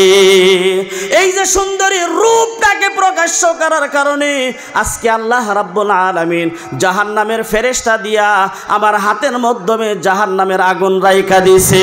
2 নাম্বার হলো তোমার শরীরের ওই পায়ের মাধ্যমে জাহান্নামের শিকল লাগানো। তার কারণটা হলো কি, মেয়েটা বলতেছে আম্মা জাহান্নামের শিকলটা এমনি লাগে না, জাহান্নামের আগুনের মাধ্যমে শিকলটাকে 3000 বছর বড়া গরম করার পর বন্ধুগণ দুনিয়ার আগুনের মাধ্যমে একটি লোহা যদি 1 ঘন্টা আগুনের মাধ্যমে গরম করা হয়, লোহার অবস্থাটা কি হবে?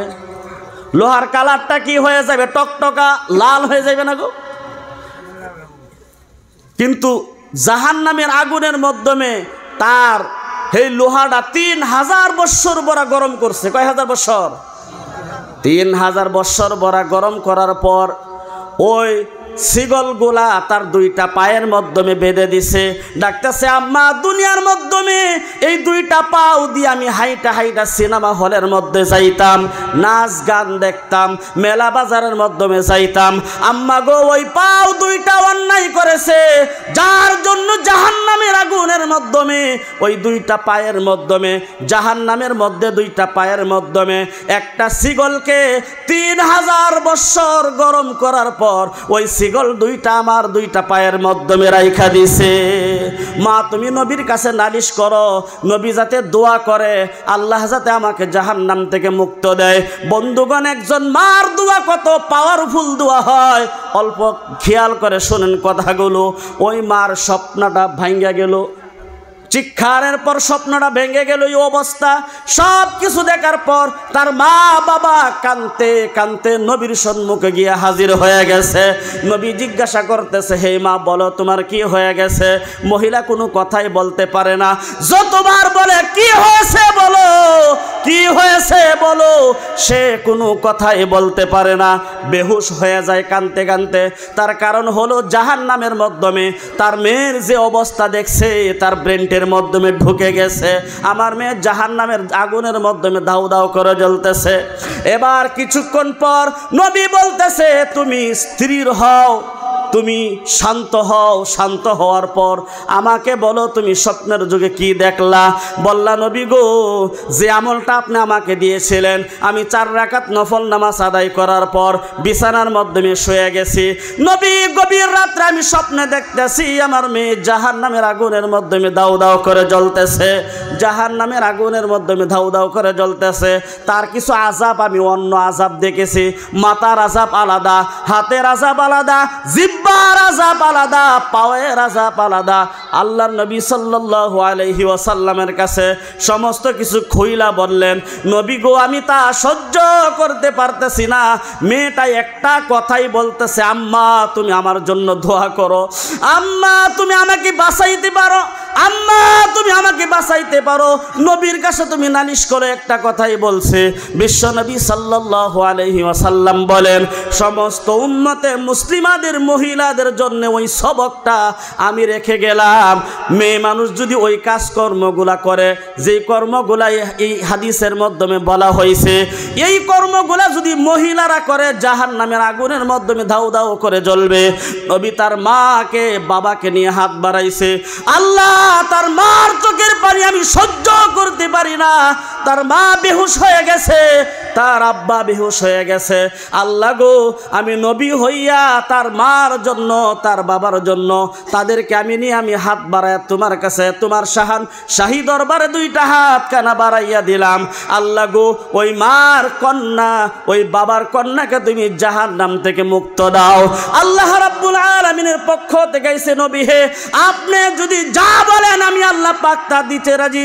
তার কারণ বিশ্ব নবী ছোট্টকালে কাবা শরীফের সম্মুখে দোয়া করেছিল, যেই সময় কাবা শরীফের মাধ্যমে আরবের মাধ্যমে পানি নাই, পানি ফুকায় গেছে, জানোয়ারগুলো বিলবিলাইতেছে, মরা শুরু হয়ে গেছে। ওই সময় নবী আল্লাহর কাছে যখন হাত বাড়াইছিল নবী মাথা উপরে উঠাইছে, বৃষ্টি হওয়া শুরু হয়ে গেছে। আল্লাহ রাব্বুল আলামিন বলতেছেন 6 বছর বয়সের সময় যদি আমি দোয়া কবুল করেছি, আমি এখনো তোমার তোমাকে বললাম তোমার দুয়ার খাতিরে, তোমার মহব্বতের খাতিরে, আর মা বাবার দুইটা চোখের ফোঁটা পানির খাতিরে আমি আল্লাহ পাক ওই কন্যাকে, ওই মেয়েকে জাহান্নাম থেকে নাজাত দিয়া জান্নাতের মাধ্যমে দিয়ে দিলাম। সূরা বলুন সুবহানাল্লাহ, নারে তাকবীর। আমরাও যদি এই আমলটা করতে পারি নিশ্চয় মা বাবাকে আমরা দেখতে পারবো। আর মা বাবার অবস্থাগুলো যদি আমরা দেখি তাহলে নিশ্চয় আমরা মা বাবার জন্য দোয়া করতে পারবো।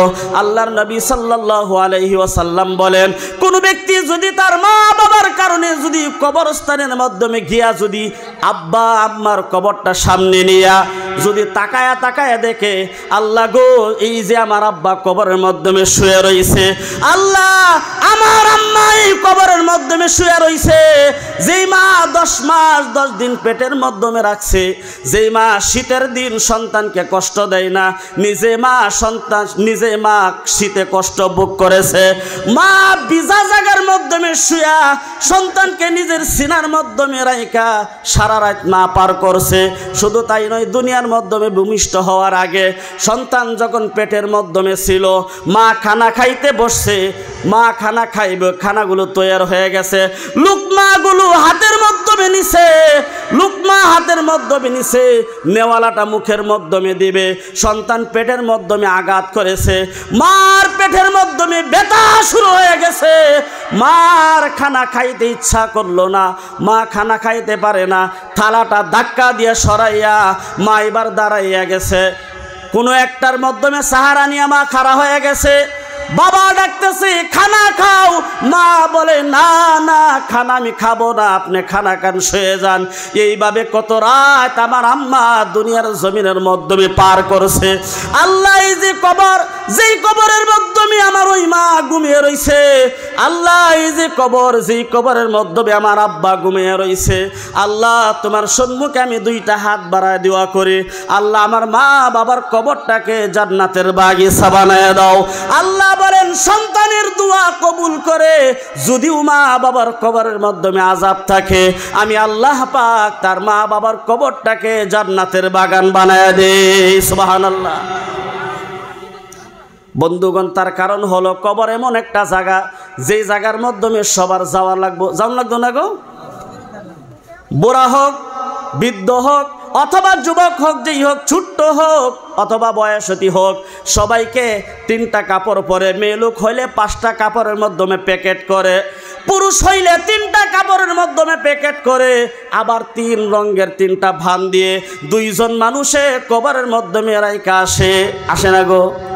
আমাকেও রাখবে একদিন, আপনাকেও রাখবে একদিন, কিন্তু যদি ওই কবরটা যদি আমাদের ভালো হয়, আমার বন্ধুগণ মা খাদিজাতুল কুবরা রাদিয়াল্লাহু আনহা বলেন কেমন একজন মহিলা ছিল, সর্বপ্রথম যিনি ইসলাম গ্রহণ করেছিল, নবীর হাতের মাধ্যমে ধরে কলিমা পরে মুসলমান হয়েছে। শুধু তাই নয়, হযরতে খাদিজাতুল কুবরা রাদিয়াল্লাহু আনহা নবীর কাছে বিবাহ বয়েছিল, আমরা জানি না গো। নবীর স্ত্রী হযরতে খাদিজাতুল কুবরা রাদিয়াল্লাহু আনহা ইসলাম গ্রহণ করার পর এমন একজন দানবীর ধনী ব্যক্তি ছিল, আল্লাহর নবী সাল্লাল্লাহু আলাইহি ওয়াসাল্লামের কাছে ইসলামকে দুনিয়ার কোনার মাধ্যমে ফেলানোর মেহনতের কারণে হযরতে খাদিজাতুল কুবরা রাদিয়াল্লাহু আনহা সমস্ত ধন সম্পদ দ্বীন ইসলামের খাতিরে দান করে দিয়েছে। জোরে বলুন সুবহানাল্লাহ। ওই খাদিজা নবী ঘরের মাধ্যমে আইসা হঠাৎ করে দেখে খাদিজার চোখের পানি। খাদিজা কেন কান্দ? কিসের ভয়ে কান্দ? খাদিজা আমার থেকে তুমি কিছু দুঃখ পাইছো নাকি? আমি কি তোমাকে মোহাব্বত কম করছি? খাদিজা বলেন না না না, আমি দুনিয়ার থেকে বিদায় হয়ে যাওয়ার সময় আমার মনে হয়ে গেছে ওই অন্ধকার কবর, যেই কবরের মাধ্যমে ৯৯টা সাপ থাকবে, আল্লাহর নবী গো ওই কবরের মাধ্যমে কেমনে করে আমি ঘুমাইব? যেই কবরের মাধ্যমে কোনোদিন আমি গেলাম না, ওই কবরটা অচিনাক্ত জায়গা, যেই কবরের মাধ্যমে আমি খাদিজা আগেও গেছি না পরেও গেছি না, নবী গো সেই কবরের ভয়ে আমি খাদিজা দুঃখিত হয়ে কান্তাছি। নবী বলেন খাদিজা, কবর এমন একটা জায়গা, যেই জায়গার মাধ্যমে প্রত্যেক মানুষের যাওয়া লাগবে, বৃদ্ধ মানুষ হোক অথবা পয়গাম্বর হোক, সমস্ত নবীরা ওই কবরের মাধ্যমে যাওন লাগবো। খাদিজা যাইতেই হবে। যার আমলটা হবে বালা তার কবরের মাধ্যমে হবে বালা, যার আমল ভালো হবে না তার কবরের সম্পর্কটাও ভালো হবে না। খাদিজা ডাকতেছেন, নবী গো, আপনাকে দুনিয়ার মাধ্যমে রাইখা আমি একা একা খাদিজা কবরের মধ্যে কেমনে ঘুমাইব? আমি খাদিজা কবরের মাধ্যমে কেমনে কবরের প্রশ্নের উত্তরগুলো আমি দিব? সেই দুঃখে দুঃখিত হইয়া কাঁদতেছে। বন্ধুগণ চিন্তা করেন, মা খাদিজা একজন নবীর স্ত্রী ছিল, নবীর পাশাপাশি সব সময় যার জিন্দেগিটা পার করেছে, এমন একজন মহিলা যদি কবরের ভয়ে কান্দে, তার কবরের ভয়ে, তাহলে বলেন আমাদের কবরের অবস্থা কি হবে? হযরতে খাদিজা ডাকতেছেন, নবী গো, আমাকে কবরে রাখার পর ওই কবরের মাধ্যমে যখন মুনকির নেকির ফেরেশতা আসবো, ওই মুনকির নেকির ফেরেশতার সওয়ালের উত্তরগুলো আপনি নবী দিয়া দেন। নবী বলেন, খাদিজা রে, কবরের সিস্টেম হলো যার কবরের মাধ্যমে যে যাইবে তার প্রশ্নের উত্তর তার নিজেই দিউন লাগবো, অন্য মানুষ দিলে হবে না, আমি দিলে হবে না। খাদিজা, তোমার কবরের প্রশ্নের উত্তর তোমাকেই দেওয়া লাগবে। খাদিজা বলতেছে, নবী, তাও যদি না হয়, যেই কবরের মাধ্যমে আমাকে রাখা হবে, আম কবরের মধ্যে যখন মানুষকে রাখে, সাদা কাফন পরিয়া তাকে কবরের মধ্যে রাখে, নবী গো, আমি আপনাকে বলি, আপনি যদি প্রশ্নের উত্তর না দিতে পারেন, কিন্তু আপনার একটা পাঞ্জাবি মুবারক দিয়া আমি খাদিজাকে কাফন করায়া কবরের মাধ্যমে রাখবেন। নবী বললেন, খাদিজা রে, যাও, তোমার কথাটা আমি মাইনা নিলাম, তোমার কবরের মাধ্যমে তোমার কাফন হবে আমার নবীর গায়ের পাঞ্জাবি দিয়া। জোরে বলেন সুবহানাল্লাহ। পাঞ্জাবির কথা কেন বললেন? হযরতে খাদিজাতুল কুবরা রাদিয়াল্লাহু আনহা বলেন, যেই কবরের মাধ্যমে নবীর পাঞ্জাবি থাকবে, ওই কবরের মাধ্যমে আযাবের ফেরেশতা আসবে না। দুনিয়ার মধ্যে দেখুন না, পুলিশের খাতির যদি কে হল গে থাহে, আমি নিজের কথাটা কই, এক জায়গায় গেছি সভা করবার লাগে, ঠান্ডা শীতের দিন, দুনিয়াপেটি জায়গার নাম শুনছেন? ওই জায়গায় সভা করবার গেছি, রাত্রে 2টা পার হয়ে গেছে গা। তখন যখন জায়গার থেকে আয়াম, 2টার সময় পুলিশে গাড়ি ধরবো, আবার আমার গাড়ির লাইসেন্সও নাই, আমার নিজের লাইসেন্স নাই, গাড়ির কোনো কাগজপত্র নাই, মানে পুরান মডেল হয়ে গেছে গাড়িটা।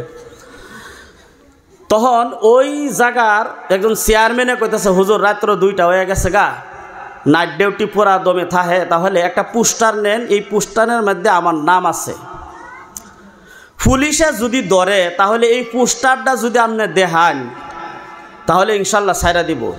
আমি মনে করলাম যে যেহেতু ওনার পুলিশের লগে সম্পর্ক আছে, পোস্টারটা নিয়ে আইলই। পোস্টারটা নিয়ে গাড়িতে উঠলাম। আধা ঘন্টা আওয়ার পর যখন পুলিশের গাড়ি লাইট বাড়ি দিছে, গাড়ি এমনি এমনি বেড়ে হয়ে গেছে গা। পুলিশ যার যত সাহসী তাক। লকডাউনের সময় কি হয়েছে আপনার ঘরে দিকে এই অবস্থা হয়েছিল? লকডাউনের সময় যার যত সাহসী হোক, যখন গাড়ির শব্দ শুনছে সবে যারদের বাড়িত, তখন পুলিশের লাঠির বাড়ি দেখা, লাইটের বাড়ি দেখা গাড়ি আমনে আমনে বেরেক হয়ে গেছে গা। তখন আয় কইতেছে গাড়ির নাম্বার প্লেট, বলে স্যার গাড়ির নাম্বার প্লেট নাই, সেকেন্ড হ্যান্ড গাড়ি কিনছি, তো লাগামু অ্যাপ্লাই করছি। গাড়িটা যদি চোরের হয় তাহলে আমরা জবাব কি দিয়াম? তখন আমরা বললাম যে আমরা গাড়ির সামনে খাড়া করে একটা ফটো রেখে দিন, কেউ যদি তালাশ করবার কারণে আয়ে তাহলে তো কমপক্ষে ফটোটা দেখাইতে পারবেন যে এই ফটোওয়ালা গাড়ি, এই ফটোওয়ালার টাইনে গাড়ি। তখন পুলিশ তো চাই যে এইটা ঘুষ, খালি ঘুষ। ঘুষ যদি নাও পারে, শেষ মুহূর্ত দেখবেন একটা মাদার বিড়ি লয়ে হইলেও ছাড়বো পুলিশ, ছাড়ে না গো। যখন দেখতেছে পয়সা করি নাই, তখন কবে যে লাস্টে একটা বিড়িও তো দেওয়া যাও, বিড়ি আছে। তখন কইলাম স্যার আমরা গেছিলাম উমুক খানো প্রোগ্রাম করবার লাগিয়া, এই যে পোস্টার, এই পোস্টারের মধ্যে চেয়ারম্যানের নাম আছে। যখন পোস্টারটা দেখছে, দেখে হেরে ঠিক আছে ঠিক আছে ঠিক আছে, অসুবিধা নেই, জান। দুনিয়ার মধ্যে যদি এমন একটা অবস্থা, একটা পোস্টারও নাম থাকার কারণে যদি পুলিশে কয়ে যান, তাহলে যেই কবরের মধ্যে নবীর গায়ের পাঞ্জাবি থাকবো, যার কারণে আল্লাহ পাক কুল কায়নাত সৃষ্টি করছে, নবীকে দুনিয়ার মাধ্যমে সৃষ্টি না করলে কুল কায়নাত কিছুই সৃষ্টি হতো না। এমন নবীর গায়ের পাঞ্জাবি যদি কবরের মধ্যে খাদিজার পরনের মধ্যে থাকে, কবরের মধ্যে আযাবের ফেরেশতা আসবে? আসবে? জোরে কোন আসবে? মা খাদিজা বলতেছে, নবী গো, আপনার একটা পাঞ্জাবি মুবারক দিয়ে আমাকে দাফন করেন কবরের মাধ্যমে। আল্লাহর নবী বলেন, যাও খাদিজা, আমি তা মেনে নিলাম। 2 নাম্বার খাদিজা বলতেছে, হে নবী, যেই কবরের মাধ্যমে আমাকে রাখা হবে ওই কবরের মধ্যে আপনি সর্বপ্রথম আপনি কবরের মাধ্যমে আমার লাশটা নিয়ে নামবেন। আমার লাশটা নিয়ে নামার পর আপনি নিজে দাফন কাফন করে কবরের পাশে আপনি বৈশা থাকবেন। ঠিক তেমনি খাদিজা দুনিয়ার থেকে বিদায় হওয়ার পর, খাদিজা যখন দুনিয়ার জমিন থেকে বিদায় হয়ে গেল, নবীর পাঞ্জাবি দিয়ে তাকে কাফন করানো হলো, তাকে কবরের মাধ্যমে রাখা হলো। কবরের মধ্যে রাখার পর আমরা জানি মানুষকে কবরে রাখার পর মানুষের মুখটা কিবলার দিকে ফিরায় দেয়, দেয় না গো? পশ্চিম দিকে ফিরায় দেয়। যদি মানুষটা নামাজি হয় অটোমেটিকলি তার গাটটা পশ্চিম কেবলামুখী হয়ে যায়। আর যদি নামাজি না হয় জোর করে তার গাটটা পশ্চিম কেবলামুখী করাইতে হয়। অবশেষে ফেরেশতা তার কবরের মাধ্যমে আইসা দেখে মানুষটা নামাজ পড়তো না, নামাজি ছিল না, তার চেহারাটা পশ্চিম কেবলামুখী। তার কেন? ফেরেশতা আসার মারে তাকে কবরের মাধ্যমে মুখখানা উল্টা দিকে ঘুরায় ফালায়। কিন্তু খাদিজার কবরের মাধ্যমে ভিন্ন হয়ে গেছে। নবী খাদিজাকে কবরের মাধ্যমে নামাইলেন। নামানোর পর নবী খাদিজার মুখটা পশ্চিম দিকে রাখতে চায়, কিন্তু অটোমেটিকলি নবী খাদিজার মুখটা আল্লাহর আরশের দিকে ফিরে যায়। জোরে বলুন সুবহানাল্লাহ। উপরের দিকে ফিরে যায়। আবার নবী খাদিজার গাটটা পশ্চিম দিকে দিলেন, আবার উপরের দিকে হয়ে গেল। আবার নবী পশ্চিম দিকে দিলে আবার মুখটা উপরের দিকে হয়ে গেল। এইভাবে 3 বার করার পর নবী নিজেই উপরের দিকে তাকায়া রইছে। নবী দেখতেছে কোন সময় জিবরাইল খবর দেয়। তার কারণ খাদিজা কোনোদিন নামাজ কাজা করে নাই, তাহাজ্জুদ পর্যন্ত খাদিজা ছেড়ে দেয় নাই। খাদিজা এক এক রাত আল্লাহকে এক এক সেজদার মাধ্যমে পার করেছে। আজকে খাদিজার দশা এমনটাকে আল্লাহর নবী সাল্লাল্লাহু আলাইহি ওয়াসাল্লাম আরশের দিকে যখন তাকাইলেন, আল্লাহ পাক সরাসরি বলতেছে, নবী হে, খাদিজা আমাকে এমন ভালোবাসতো। খাদিজা কবরের ভয়ে, আমার ভয়ে, জাহান্নামের ভয়ে, কবরের সওয়ালের জবাবের ভয়ে খাদিজা এমন কেঁদেছিল, তার চোখের পানি আমি আল্লাহ কবুল করেছি। খাদিজার মুখটা আপনি ঘুরাইয়া দিতে চান কিবলার দিকে, কাবা শরীফের দিকে। আমার আল্লাহ বলতেছেন, আমি তার মুখটা কাবার দিকে পছন্দ করি না। খাদিজার মুখটা আমি চাই সব সময় কবরের মাধ্যমে আমি আল্লাহর আরশের দিকে রাখতে চাই। জোরে বলুন সুবহানাল্লাহ। আমরাও যদি খাদিজার মতন হইতে পারি, আমরাও যদি কবরের বয়া 2খানা চোখের পানি আল্লাহকে দিতে পারি, কোনোদিন সেজদা তার আল্লাহকে দিতে পারে, আল্লাহকে যদি রাজি খুশি করতে পারে, আল্লাহ রাব্বুল আলামিন আমাদের চেহারাটাও আল্লাহর আরশের লগে সম্পর্ক রাখবে। বন্ধুগণ, বলতেছিলাম 3 নাম্বার, ওয়ালা তুআযিবনা বা'দাল মাউত। আল্লাহর নবী সাল্লাল্লাহু আলাইহি ওয়াসাল্লাম বলেন, উম্মতেরা রে, তোমরা দোয়া করো মৃত্যুর পরে যাতে আল্লাহ পাক তোমাদেরকে আযাব না দেয়। তার কারণ আযাব ভয়ঙ্কর, জাহান্নামের আগুন, জাহান্নামের ভয়, জাহান্নামের আওয়াজ তো মারাত্মক হবে। বন্ধুগণ, কোরআনে কারীমের মাধ্যমে আসে, কোরআনে কারীমের মাধ্যমে এসেছে, জাহান্নামের আগুনের ভয়ে মানুষ হতাশা হয়ে যাবে। গর্ভবতী মহিলা তার গর্ভ থেকে সন্তান এমনি পড়ে যাবে। বন্ধুগণ, আল্লাহর নবী সাল্লাল্লাহু আলাইহি ওয়াসাল্লাম বলেন, সেই জন্য জাহান্নাম থেকে মুক্তি চাও। 4 নাম্বার বলেন, ওয়ালা তুহাসিবনা ইয়াউমাল কিয়ামাহ। আল্লাহর নবী সাল্লাল্লাহু আলাইহি ওয়াসাল্লাম বলেন, এই দোয়াটা করো, আল্লাহর সম্মুখে এই দোয়াটা করো যে আল্লাহ, তুমি কিয়ামতের দিন আমার হিসাব নিকাশ তুমি নিও না। তার কারণ হলো আমরা পানি পান করি, 1 ফোঁটা পানির কথা যদি আল্লাহ পাক কিয়ামতের দিন জিজ্ঞাসা করে, 1 ফোঁটা পানির কথা বান্দা হিসাব দে, ওই পানি যে পান করছো শুকরিয়া আদায় করছো কি না, 1 ফোঁটা পানির জবাব বান্দা কিয়ামতের দিন দিতে পারবে না। সেই জন্য নবী বলেন, উম্মতেরা তোমরা 4টা দোয়া করো। একটা দোয়া হলো আল্লাহুম্মা গফিরনা ক্বাবলাল মাউত, আল্লাহ মৌতের আগে আমাদেরকে তুমি মাফ করে দাও। সকলে বলুন আমিন। ওয়ারহামনা ইনদাল মাউত। আল্লাহ আমরা এখানে যারা বসে রইছি মৌতের সময় আল্লাহ তুমি আমাদেরকে দয়া করিও, সকলে বলুন আল্লাহুম্মা আমিন। 3 নাম্বার ওয়ালা তুআযিবনা বাদাল মাউত। আল্লাহ মৌতের পরে আমাদেরকে তুমি আযাব দিয়ে ধ্বংস করিও না, সকলে বলুন আমিন। 4 নাম্বার হলো ওয়ালা তুহাসিবনা ইয়াউমাল কিয়ামা। আল্লাহ কিয়ামতের দিন আমাদেরকে তুমি হিসাব নিও না। আল্লাহ এই গভীর রজনীতে দোয়া করে আমরা যারা এখানে বসে রয়েছি আল্লাহ আমাদের সকলকে তুমি ইসলামের জন্য কবুল করে নাও, সকলে বলুন আমিন। বন্ধুগণ, শুরুর মাধ্যমে আমি হাদিস পড়েছিলাম, মান বানা লিল্লাহি মাসজিদান বানাল্লাহু লাহু বাইতান ফিল জান্নাহ। আল্লাহর নবী সাল্লাল্লাহু আলাইহি ওয়াসাল্লাম বলেন, দুনিয়ার মাধ্যমে যদি কেউ একটা মসজিদ নির্মাণ করতে পারে, কয়টা মসজিদ? একটা মসজিদ যদি কেউ বানাইতে পারে, আল্লাহ রাব্বুল আলামিন বলেন তার কারণে আমি আল্লাহ জান্নাতের মাধ্যমে একটা ঘর নির্মাণ করে, জোরে বলুন সুবহানাল্লাহ। মসজিদ কোথা থেকে এসেছে? হযরত ইব্রাহিম আলাইহিস সালাম একজন আল্লাহ রাব্বুল আলামিন তাকে কবুল করেছে কাবা শরীফ বানানোর কারণে। আল্লাহ বলছেন, ইব্রাহিম কাবা শরীফ তুমি বানাও, তুমি মিস্ত্রি হয়ে যাও। ইব্রাহিম আলাইহিস সালাম বলেন, আল্লাহ আমি যদি মিস্ত্রি হই তাহলে যুগালিটা কে হবে?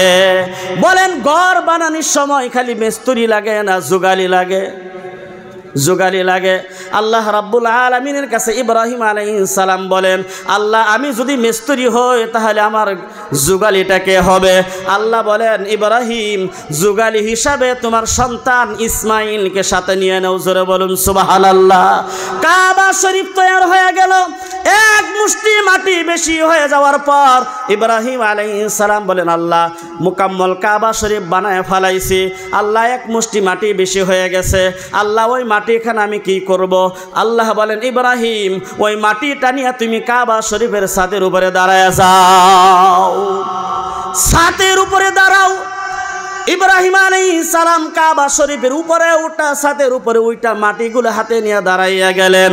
আল্লাহ রাব্বুল আলামিন বলেন, ওই মাটিগুলা দুনিয়ার কোনা কোনা তুমি পৌঁছায়া দাও। ইব্রাহিম বলেন, আল্লাহ আমি তো নিশক্তি, আমার তো শক্তি নাই, সারা দুনিয়ার কোনা কোনার মাধ্যমে মাটি পৌঁছানোর ক্ষমতা আমি আল্লাহ আমার হাতের মধ্যে নাই। আল্লাহ রাব্বুল আলামিন বলেন, ইব্রাহিম কাবা শরীফের উপর থেকে মাটিগুলা তুমি নিক্ষেপ করো, সারা দুনিয়া জমিনের কোনা কোনা কোনা কোনার মাধ্যমে পৌঁছায় দেওয়ার জিম্মাদার আমি আল্লাহ পাক নিজে কুদরতি হাতের মধ্যে নিয়ে নিলাম, জোরে বলুন সুবহানাল্লাহ। ইব্রাহিম আলাইহিস সালাম মাটিগুলা কাবা শরীফের উপর দিকে এমনি করে নিক্ষেপ করলেন, আল্লাহ পাক বিন্দু বিন্দু করে সারা দুনিয়ার জমিনের মাধ্যমে ফেলাইয়া দিলেন। যেই জায়গার মাধ্যমে ওই কাবা শরীফের এক চিমটি মাটি, এক বিন্দু মাটি, এক জাররা মাটি যেই জায়গার মাধ্যমে পড়ছে, কিয়ামতের 1 ঘন্টা আগ মুহূর্তেও হইলেও এই জায়গার মাধ্যমে একটা মসজিদ আল্লাহ পাক নির্মাণ করবে, জোরে বলুন সুবহানাল্লাহ। এই যে মসজিদ, এই মসজিদের মাধ্যমে কাবা শরীফের জাররা পরিমাণ মাটি আছে, যার কারণে এই জায়গার মাধ্যমে মসজিদ হয়ে গেছে। বন্ধুগণ, আল্লাহ রাব্বুল আলামিন বলেন, এমন মসজিদ যে দুনিয়ার জমিনের মাধ্যমে তৈরি করবে আমি আল্লাহ পাক তার জন্য জান্নাতের মাধ্যমে একটা বালাখানা তৈরি করি, জোরে বলুন সুবহানাল্লাহ। বন্ধুগণ, নামাজের মাধ্যমে রুকুর মাধ্যমে আমরা বলি 3 বার সুবহানা রাব্বিয়াল আযীম। কয়বার পড়ি? সুবহানা রাব্বিয়াল আযীম। আল্লাহ আপনি পবিত্র, আপনি বড়, আপনার বড়ত্বর বয়ান নামাজের মাধ্যমে করি। আবার সিজদার মাধ্যমে 3 বার বলি সুবহানা রাব্বিয়াল আলা, সুবহানা রাব্বিয়াল আলা, সুবহানা রাব্বিয়াল আলা। আল্লাহ পাকের বড়ত্ব ওইগুলা সুবহান পুত পবিত্র, ওই বড়ত্বগুলো আমরা নামাজের মাধ্যমে বয়ান করি, নামাজের মাধ্যমে ডাকি আল্লাহকে, আল্লাহ আপনি বড়, আপনি বড়, আপনার বড় আর কেউ নাই। মুয়াজ্জিন সাহেব মসজিদের মাধ্যমে যখন আযান দেয় আল্লাহু আকবার, আল্লাহু আকবার, আল্লাহ বড়, আল্লাহ বড়। মুয়াজ্জিনকে জিজ্ঞাসা করে, মুয়াজ্জিন আল্লাহ যে বড়, আল্লাহ যে বড়, আল্লাহ বড় এটা তোমাকে কে বলেছে বলো? মুয়াজ্জিন সাহেব বলে, আল্লাহ বড়, আল্লাহ বড়, আল্লাহ বড়। তারপরে বলে, আশহাদু আল্লা ইলাহা ইল্লাল্লাহ, আল্লাহ বড়, আল্লাহর ব্যতীত আর কেউ নাই। দুনিয়ার মাধ্যমে সেজদা দিতে হলে আল্লাহকেই দেওয়া লাগবে, ঘর বানাইতে হলে আল্লাহর ঘর বানানো লাগবে। আল্লাহর ঘরটা যদি কেউ নির্মাণ করতে পারে, আল্লাহ পাক তাকে বলে কিয়ামতের দিন তুই আমার বন্ধু, তোকে বন্ধু হিসাবে ঘোষণা দিলাম। জোরে বলুন সুবহানাল্লাহ। আমরা কে কে আল্লাহর বন্ধু হইতে চাই? দুইটা হাত উঠাই। আল্লাহ বলেন কিয়ামতের দিন বন্ধু হিসাবে কবুল করব। নারে তাকবীর। বন্ধুগণ, আর পরে মুয়াজ্জিন সাহেব বলে লা ইলাহা ইল্লাল্লাহ আশহাদু আন্না লা আশহাদু আল্লা ইলাহা ইল্লাল্লাহ। এরপরে বলে ওয়া আশহাদু আন্না মুহাম্মাদান আবদুহু ওয়া রাসূলুহু। কয় না নামাজের মধ্যে? আল্লাহু আকবার, আশহাদু আল্লা ইলাহা ইল্লাল্লাহ, আশহাদু আন্না মুহাম্মাদার রাসূলুল্লাহ। ওই মুয়াজ্জিন সাহেব ডাইকা ডাইকা বলে আল্লাহ যে বড়, আল্লাহ ব্যতীত আর কেউ নাই। এই কথাটা আর কেউ বলছে না, এই কথাটা বলছে বিশ্বনবী সাল্লাল্লাহু আলাইহি ওয়াসাল্লাম। মানুষে জিজ্ঞাসা করে মুয়াজ্জিন সাহেব, বিশ্বনবী সাল্লাল্লাহু আলাইহি ওয়াসাল্লাম বলেছে আল্লাহ ছাড়া বড় আর কেউ নাই, আল্লাহ ব্যতীত আর কেউ নাই, সাজদা আল্লাহকে দিতে হবে। নবী বলেছেন আমরা যদি সাজদা দেই তাহলে আমাদের ফায়দা কি হবে? আল্লাহকে বড় মানতে গেলে আমাদের কি করতে হবে? আবার মুয়াজ্জিন সাহেব 2 নম্বরে বলে, 3 নম্বরের মধ্যে আবার বলে হাইয়া আলাস সালাহ, হাইয়া আলাস সালাহ, আও নামাজের দিকে, নামাজের দিকে আও, নামাজের দিকে আও। আল্লাহকে বড় মানি কিন্তু নামাজ যদি না পড়ি, আল্লাহ বলে এই বড় মানা গ্রহণযোগ্য হবে না। মুয়াজ্জিন সাহেব নামাজ যদি পড়ি, সাজদা যদি আল্লাহকে দেই, তাহলে আমাদের ফায়দা কি হবে? ফায়দা কি হবে? মুয়াজ্জিন সাহেব আবার বলে হাইয়া আলাল ফালাহ, হাইয়া আলাল ফালাহ।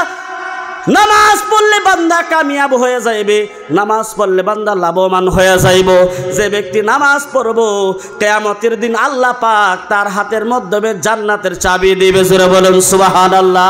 আসসালাতু মিফতাহুল জান্নাহ, নামাজটা হলো জান্নাতের চাবি। যে ব্যক্তির কাছে নামাজ নাই তার নসিবে জান্নাতের দরজা খুলবে না। ওই নামাজের মাধ্যমে সুবহান রাব্বিয়াল আযীম। আল্লাহর নবী সাল্লাল্লাহু আলাইহি ওয়াসাল্লাম বলেন কারো যদি মা বাবা দুনিয়ার জমিন থেকে বিদায় হয়ে গেছে, কোন হালাতের মাধ্যমে আছে, কবরের মাধ্যমে কি হালাতে আছে কেউ জানে না, কবরের মাধ্যমে কি হালাতের মধ্যে আছে। কোনো বান্দা যদি, কোনো ব্যক্তি যদি সন্তান হইয়া, আমি আবার বলছি সন্তান হইয়া যদি কোনো ব্যক্তি তার মা বাবার কারণে সুবহান রাব্বিয়াল আলার বিনিময় জায়গা যদি বানায় দিতে পারে, আল্লাহ পাক তার মা বাবার কবরটাকে জান্নাতের বাগিচা বানায়া ফেলে। বন্ধুগণ, ওইটা হলো আল্লাহর ঘর। ওই আল্লাহর ঘরের জন্য আমি বলবো যে আপনার মা বাবার জন্য, ওই যুবক যে যুবক মা বাবাকে মহব্বত করতো, মার জন্য ঈদের দিন দুঃখে দুঃখে কান্দে, মার বিছনার দিকে তাকাইয়া মহব্বতে কান্দে। মা বিছানায় নাই, আব্বা বিছানায় নাই, বাবা যদি থাকতো বিছানায় শুয়ে থাকতো, বাবা যদি থাকতো আমাকে জুমার নামাজের মাধ্যমে নিয়ে যাইতো, বাবা যদি থাকতো আমাকে ঈদে নিয়ে যাইতো, মা যদি থাকতো তাহাজ্জুদ নামাজ। আল্লাহ যদি তৌফিক দেয়, আল্লাহুম্মা আমিন। রব্বানা যালামনা আনফুসানা ওয়া ইল্লাম তাগফির লানা ওয়া তারহামনা লানাকুনান্না মিনাল খাসিরিন। রব্বানা যালামনা আনফুসানা ওয়া ইল্লাম তাগফির লানা ওয়া তারহামনা লানাকুনান্না মিনাল খাসিরিন। রব্বানা আতিনা ফিদ দুনিয়া হাসানাতাও ওয়া ফিল আখিরাতি হাসানাতাও ওয়া কিনা আযাবান নার ফাইন্নাল জান্নাতা মাআল আবরার। আয় আল্লাহ, ইয়া আরহামার রাহিমিন, আমরা গুনাহগার মানুষ তোমার সম্মুখে হাত বাড়াইছি। আয় আল্লাহ, গভীর রজনীতে তোমার সম্মুখে 2খানা হাত ভিক্ষুকের মতন বাড়াইয়া দিছি রে মালিক। আয় আল্লাহ, আমরা ভিখারি। আয় আল্লাহ, তুমি তো ধনীরও ধনী রে আল্লাহ। আয় আল্লাহ, ভিখারি হয়ে তোমার কাছে হাত বাড়াইছি। আয় আল্লাহ, গভীর রজনীতে আমাদের সকলের গুনাহ খাতাকে তুমি মাফ করিয়া দাও। আয় আল্লাহ, ইয়া আরহামার রাহিমিন, এতক্ষণ সময় পর্যন্ত তোমার বান্দারা আয় আল্লাহ কবরের ভয়ে, আয় আল্লাহ জাহান্নামের ভয়ে সবাই বসে রইছে রে আল্লাহ। আয় আল্লাহ, কবরের মাধ্যমে তুমি আযাব দিও না। আয় আল্লাহ, ইয়া আরহামার রাহিমিন, জাহান্নামের ফয়সালা আমাদেরকে তুমি করিও না। আয় আল্লাহ আমরা গুনাহগার এতিম উম্মত, এতিম নবীর এতিম উম্মত রে আল্লাহ। আয় আল্লাহ জানি না এই মজলিসের মধ্যে কার মা বাবা হারিয়ে তোমার সম্মুখে হাত বাড়াইছে। আয় আল্লাহ ঈদের দিন বাবা মা সন্তানকে নতুন কাপড় কিনা দিয়া মালিক গো সন্তানের মুখে হাসি ফুটাই। আয় আল্লাহ মা বাবা পুরান কাপড় পিন্দা ঈদ পার করে কিন্তু সন্তানকে কষ্ট দেয় না। আয় আল্লাহ যেই মা 10 মাস 10 দিন পেটে লইয়া কষ্ট করেছে রে আল্লাহ। আয় আল্লাহ যেই বাবা কামাই রোজগার করতে গিয়া অনেক মানুষের গালাগালি শুনেছে রে আল্লাহ। আয় আল্লাহ অনেক সম্মান হারাইছে একমাত্র সন্তানের মুখে খানা দেওয়ার কানরির মালিক। আয় আল্লাহ আজকে যাদের মা বাবা দুনিয়ার জমিন থেকে বিদায় হয়ে কবরের মধ্যে শুয়ে রয়েছে গো আল্লাহ। আয় আল্লাহ ছোট্ট থাকতেও আমি নিজেও বাবা হারিয়ে ফেলেছি রে আল্লাহ। আয় আল্লাহ আমার মতন কে বাবা হারায়া মাকে হারায়া তোমার কাছে হাত বাড়াইছে রে আল্লাহ। আয় আল্লাহ ইয়া রাহমার রাহিমিন মা বাবার কবরটাকে জান্নাতের বাগান বানায়া দাও। আয় আল্লাহ যেখানে সবার কারণে যাই মালিক, যেই জায়গায় সফরের মধ্যে যায় আয় আল্লাহ বাড়ির থেকে বাহির হইতে সময় দেখি দরজার কিনারে একটা বুড়ি মানুষ দাঁড়ায় থাকে। আয় আল্লাহ তুই আঁচল পাইতা দোয়া করে, মুসিবতের কারণে দোয়া করে রে আল্লাহ। জানি না ওই মা কোন দিন দুনিয়ার থেকে বিদায় হয়ে যায়। আয় আল্লাহ সন্তানের কারণে মা বাবা দুইটা সম্পদ। আয় আল্লাহ যেদিন মা বাপ দুনিয়ার থেকে বিদায় হয়ে যায় সন্তান সম্পদের ভিখারি হয়ে যায় গো আল্লাহ। আয় আল্লাহ ইয়া রাহমার রাহিমিন যখন বললাম মা বাবার কারণে একটা বালাখানা বানাও আল্লাহ অনেক যুবকেরা চোখের মধ্যে পানি নিয়ে আসছে গো আল্লাহ। আয় আল্লাহ তাদের দেখলাম চোখ দিয়া পানি বের হইতেছে গো আল্লাহ। আয় আল্লাহ মা বাবার কারণে জান্নাতের মধ্যে একটা ঘর বানানো ডাক দিয়েছিলাম গো আল্লাহ। আয় আল্লাহ আমরা যাহারা হাত বাড়াইছি আয় আল্লাহ আমাদের প্রত্যেকের মা বাবার কারণে জান্নাতে একটা বালাখানা তুমি বানায়া দাও। আয় আল্লাহ অনেক বাবারা সন্তানের কারণে দুয়ার দরখাস্ত করেছে, সন্তান অ্যাক্সিডেন্ট হয়ে মারা গেছে, কোম্পানির মাধ্যমে সন্তান রোজগার করতেছে। আয় আল্লাহ প্রত্যেকের মা বাবার সন্তানকে তুমি হিফাজত করিয়া নাও। আয় আল্লাহ যত মা বাবারা আয় আল্লাহ সন্তানকে হারিয়া দুঃখে দুঃখে কান্দে রে আল্লাহ, আয় আল্লাহ সবার কলিজার মধ্যে তুমি শান্তি দান করো। আয় আল্লাহ হারামাইন শরীফকে হেফাজত করো, দিন মাদারিস খানকা মাসাজিদগুলো কবুল করো, মঞ্জুর করো। আয় আল্লাহ ফিলিস্তিনের মুসলমানের ইমানের পাওয়ার তুমি বাড়ায় দাও। আয় আল্লাহ কচি বাচ্চারা আয় আল্লাহ কত বিল্ডিং এর তলে উপরে জান দিয়েছে। আয় আল্লাহ ওই বেঈমানেরা আয় আল্লাহ ইসরায়েলের কাফিরেরা মুসলমানদের দুশমনেরা দুনিয়ার দুশমনেরা আয় আল্লাহ রকেট হামলা করে অনেক সন্তানকে বিল্ডিং এর তলে জান দিতে হয়েছে। আয় আল্লাহ দেখছি অনেক মা বাবা সন্তানের লাশগুলো কোলে নিয়ে বেড়াইতেছে। আয় আল্লাহ কেউর হাত নাই, কেউর পা নাই, কেউর মাথা বডি থেকে আলাদা হয়ে গেছে। আয় আল্লাহ এরপরেও তোমার ঘরের কারণে যুদ্ধ করে শহীদ হইতেছে। আয় আল্লাহ মুসলমানদের ইমানের পাওয়ার তুমি বাড়ায় দাও। আয় আল্লাহ ফিলিস্তিনের মুসলমানকে হিফাজত করো, মসজিদে আকসাকে তুমি হিফাজত করো। আয় আল্লাহ পর্দার আড়ালে অনেক মা বোনেরা তোমার কাছে হাত বাড়াইছে। আয় আল্লাহ আমার মার মতো বোনের মতো তাদেরকে কবুল করো। আয় আল্লাহ স্বামী স্ত্রীর যদি ঘরের মধ্যে ঝগড়া থাকে তুমি আল্লাহ ঝগড়াগুলো দূর করিয়া দাও। আয় আল্লাহ সবার ঘরটাকে তুমি জান্নাত বানায়া দাও। আয় আল্লাহ স্বামী স্ত্রীর মধ্যে মোহাব্বত সৃষ্টি করিয়া দাও, সন্তানকে কলিজার টুকরা বানায়া দাও। আয় আল্লাহ যে জায়গার মধ্যে বসে তোমার কাছে হাত বাড়াইছি আয় আল্লাহ শুনছি জায়গাটা বলে সরকারি জায়গা। আয় আল্লাহ সরকারে যদি অত্যাচার করে মানুষগুলো কোথায় যাবে? সন্তানকে নিয়ে ঘর বাড়ি ভেঙে কোথায় যাবে গো আল্লাহ? আয় আল্লাহ ওই জমিনটাকে আয় আল্লাহ সবার হাওয়ালা করিয়া দাও। আয় আল্লাহ জমিনটার সবার পাট্টা করিয়া দাও। আয় আল্লাহ ওই জমিনের মালিক তুমি সবাইকে বানায়া দাও। আয় আল্লাহ মসজিদটাকে তুমি কিয়ামত পর্যন্ত ওই জায়গাত কবুল করিয়া লও। আয় আল্লাহ যত যুবকেরা চেষ্টা করে আল্লাহ টাকা পয়সা দিয়ে মুরব্বীদের মাশওয়ারা নিয়ে আল্লাহ সবার আয়োজন করেছে, আয় আল্লাহ ওই যুবকদেরকে আয় আল্লাহ রাসূলের সৈনিক হিসাবে কবুল করো। আয় আল্লাহ এই জলসাটা প্রত্যেক বছরে হোক, আয় আল্লাহ হওয়ার জন্য তুমি তৌফিক দান করো। আয় আল্লাহ সবার অন্তরের মাধ্যমে এই জলসার মোহাব্বতকে তুমি সৃষ্টি করিয়া দাও। আয় আল্লাহ দাড়ি পাকা মুরব্বীরা যাহারা হাত বাড়াইছে তুমি অনেক পছন্দ করো। হাজরিনী মজলিসের মধ্যে আয় আল্লাহ আলিম ওলামা আছে, যুবক ভাইয়েরা আছে, আয় আল্লাহ দাড়ি পাকা মুরব্বীরা আছে। আয় আল্লাহ তুমি যাকে পছন্দ করো তিনার হাতের খাতিরে আমি গুনাহগারের দোয়া তোমার দরবারে কবুল করো, মঞ্জুর করো। বিফজলি সুবহানা রাব্বিকা রাব্বিল ইজ্জাতি আম্মা ইয়াসিফুন ওয়া সালামুন আলাল মুরসালিন ওয়ালহামদুলিল্লাহি রাব্বিল আলামিন। আমিন সুম্মা আমিন। বিহাক লা ইলাহা ইল্লাল্লাহু মুহাম্মাদুর রাসূলুল্লাহ সাল্লাল্লাহু আলাইহি ওয়াসাল্লাম বিরহমাতিকা ইয়া আরহামার রাহিমিন। আসসালামু আলাইকুম ওয়া